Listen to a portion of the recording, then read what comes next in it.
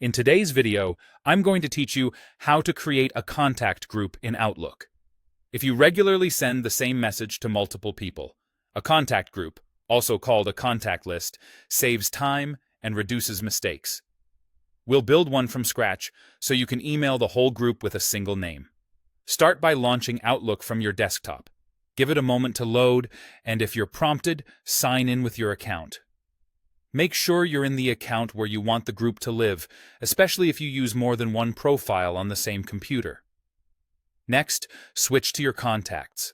Look to the left-hand navigation bar and choose the people icon, the one that looks like two silhouettes. That changes the view from mail or calendar into your contacts area. If you don't see the icons, the bar might be collapsed. Hover near the edge or expand it so the people icon becomes visible. Now create the list. At the top, find New Contact. Click the small drop-down arrow beside it and select New Contact List. In some versions of Outlook, you might see New Contact Group. It's the same idea. Give your list a clear, memorable name, something like Project Team or Family Updates.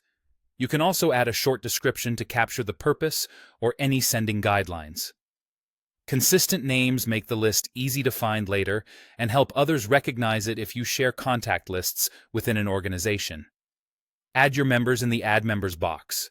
Start typing a name or an email address, then pick the correct person from the suggestions that appear.